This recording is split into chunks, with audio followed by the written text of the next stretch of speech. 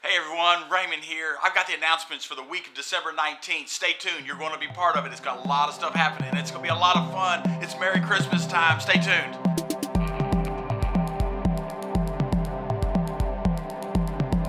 Hey church, man, I am so excited. And right now, honestly, I want to tell you, I'm humbled and I'm appreciative and I'm grateful.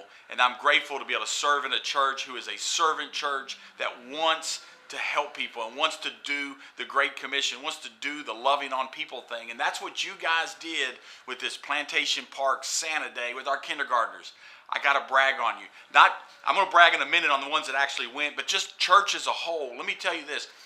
We've only been doing it for a couple weeks, 3-4 weeks in preparation, and all I did was ask you to bring in gifts. Now that seems very simple, but man, y'all did way above and beyond what I would even imagine. Y'all did a great job of bringing in presents to give these kids, and we wrapped them up with a great wrapping party, and we actually made sure every single kid had a gift with their name on it so they would feel special.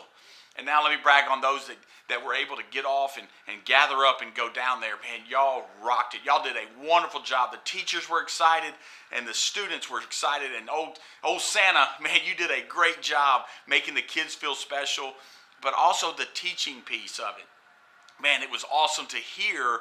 I even heard a testimony of one of the little girls when Santa said, Christmas is not about getting, and she stood up or she just shouted out, it's about Jesus.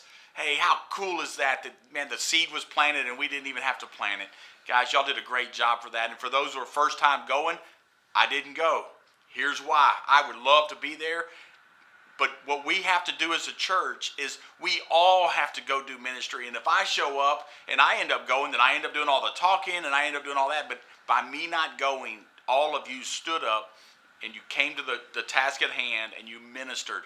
That's what we're called to do. All believers are called to do ministry. So you guys did it. I'm proud of you. I'm thankful.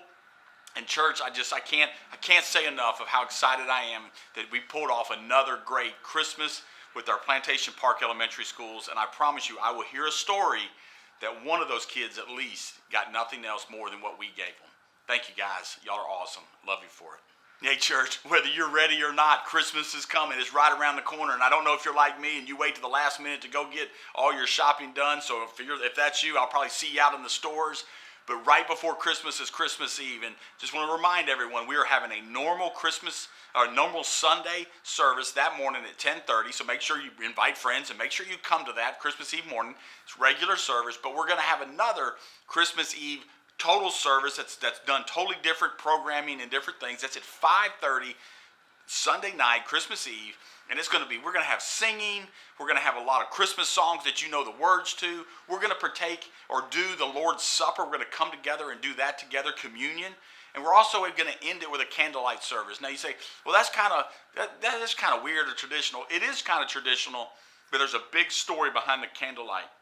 So make sure that you come and be part of that and invite your friends. I've already told you, you've heard it for weeks and weeks. Statistics say most people will come to church, especially if they're invited, especially if it's a special event, and especially if a family member does it. So one of those three things, you know somebody. We got a special event happening, and you know people that need to come to church. Invite, and don't allow the simple challenge of we've got other things to do Christmas Eve. Let's come together as a body. Let's worship the baby who was born to die. And he was born to die for our sins. And that's very, very important. Let's take time to do that, celebrate together. And then we go off, do our Christmas Eve nights. And then we'll wake up Monday morning ready to celebrate Christmas, refreshed and understanding that Jesus is the reason for the season. Be a part of it. Come be part. Hey church, man, our pit stop season has come to an end and it was a lot of fun. We talked a little bit about it last week. It's a lot of fun, and then for those that participated in pit stop, man, I hope you enjoyed it. I hope you were challenged by some of the messages that were done. I hope you learned community. You learned to be part of a small group that can come together and study together, but live life together. And I'm going to be honest, we did that okay. I'm going to give it an okay. Those that went, I like it. But church, we got a lot of you in here that come on Sunday and you're faithful, but you're not getting that next piece. And in Acts chapter, all of Acts talks about how they met in house to house. Acts chapter 2, when the local church was was birthed, it wasn't birthed in some mega church that came on Sunday to gather somewhere. They met together in homes, and they broke bread together, and they worshiped together, and they studied the word together, and they sat under teaching together. Small groups, it's so, so important. So we're taking the time off right now, but Friday, January 26th, 7 p.m. here at the church, we're going to have a meet and greet with all the pit stop leaders. Those that are wanting to do pit stop are going to lead. And we're going to have a bingo party. It's going to be a lot of fun. We're going to have food, and we're going to have prizes. And the new semester of pit stop starts January 29th. January 29th, a Monday, starts new pit stops. Plan to be part of it. And if you're a member of our church, one of the things that you signed in the covenant was that you would follow leadership and you would follow the systems put in place for our church, and being in a pit stop is one of those. So please be part of a pit stop, whether you host one, you lead one, at the minimum, be part of one, be committed. It's only a 13-week semester. You can get in there, you'll learn, you'll grow, you'll love it. So be prepared. January 26th, bingo party at the church. It's going to be fun. Be part. All right, church, we're coming down to the end thing. Got one more thing to talk about. This is a forward-thinking thing, but it's our growth track. All year, which we've been doing growth track every Sunday. And honestly, we've had some great results from it. We've had some good people go through it. They liked it. They learned so much from it. But it's been brought to my attention that it's a big challenge for folks to come have to go through 4 weeks, coming once a week for a little while. So we're going to change something for 2018. I'm going to go a different route than the model that I pulled this from. And we're going to do a fast track growth track. We're going to do it quick. Because you're smart and you can grab it all real fast. And it's going to be on the fourth Sunday of every month next year. And what we're going to do is we're going to meet at 4:30. When class is going to start with dinner. We're going to have dinner prepared for you. You're going to have food. We'll have childcare if you need it, but you got to let us know. And you're going to be able to come into this class and really discover your redemptive purpose and live a life that God has created you for. That's the whole purpose of what growth track is. And in the first session, we're going to talk about becoming a member. Then we're going to talk about how you're designed and wired and why you do what you do. That's a good one to be part of. We're going to help you develop your leadership. All of us are leaders because leadership is simply influence, and you influence somebody. And then in the fourth section, we're going to talk about joining the team.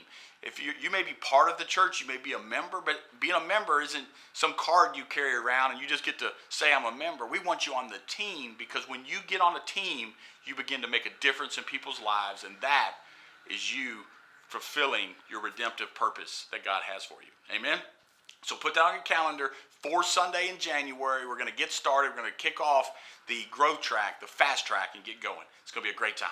All right, church, we're going to wrap it up with this. Have a Merry Christmas. Don't forget, Wednesday night, we're going to go ahead and have our church service. Last week, I stopped it. I hustled up there to get it done, but I stopped because nobody was on.